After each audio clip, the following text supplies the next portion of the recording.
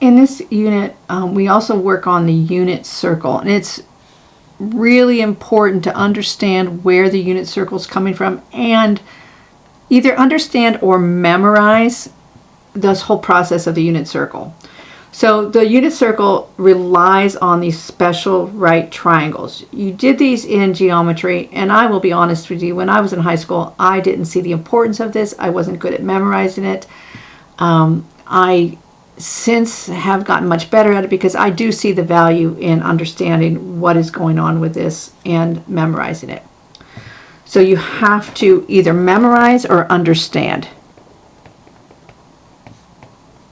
I prefer you understand what everything's happening, but if that hasn't, aren't able to understand, you need to memorize it. We're going to be talking about the unit circle. So in geometry, you would have learned about a circle has an equation x minus h quantity squared plus y minus k quantity squared equals r squared. And we're going to do those also later towards the end of this course. So the unit circle center at the origin, so h and k become 0, and the radius is 1 unit. So we replace r with 1, and this is what we get for the equation for the unit circle. The unit circle looks at these special right angles and breaks everything up. So in the interior of this one, I have all the degrees labeled out. Then I have the radian measure, and then I have the point. You need to know the radian measure and the point. And I'm going to show you where those come from. And there's a pattern to these too. So on the next page of these notes, you're not going to understand this quite yet. In the live lessons, I'll explain this.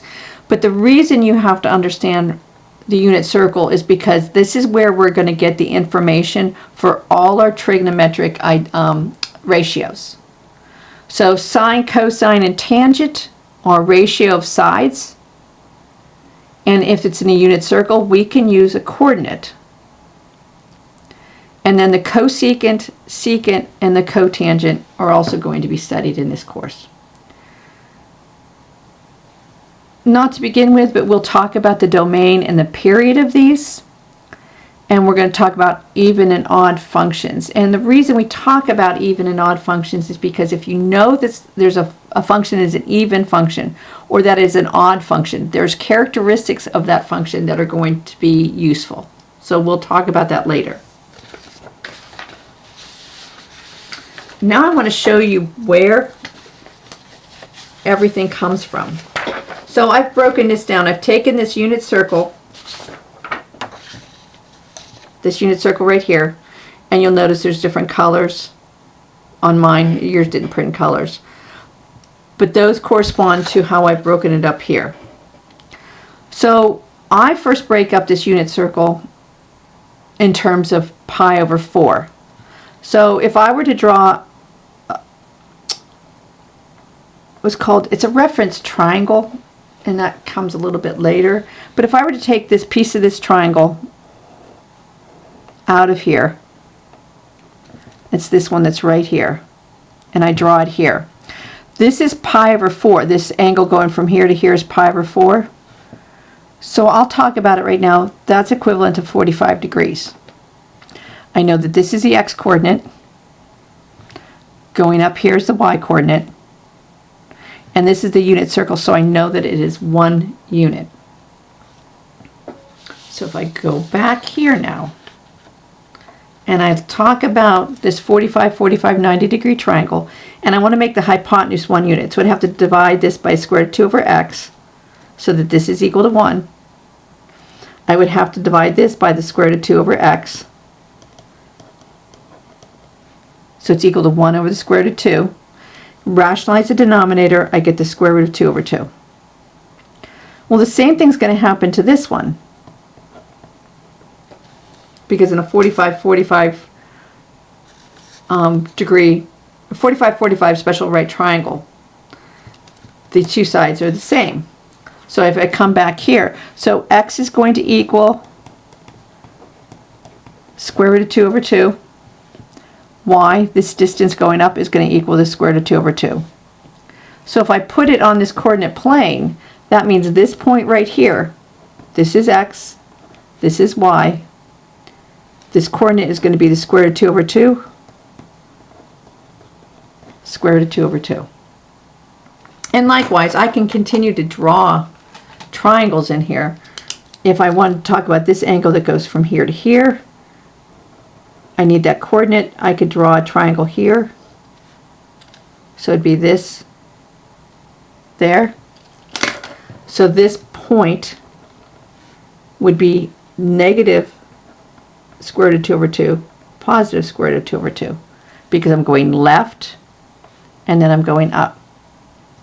If I were talking about the next angle, so I want to talk about this angle that's right here, that ends on this terminal side here, I could take and make a triangle this way. So this point here would correspond, I'd go left, so it's negative square root of 2 over 2, and I go down, so it's negative square root of 2 over 2. And same thing, I can come all the way around here, make a triangle in fourth quadrant. So this point here becomes the point, I go right, square root of 2 over 2, and I go down, so it's negative square root of 2 over 2. So those points are what is being referred to here. On here it's in red. Square root of 2 over 2, square root of 2 over 2.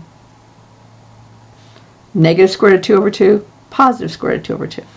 Negative, negative, positive, negative.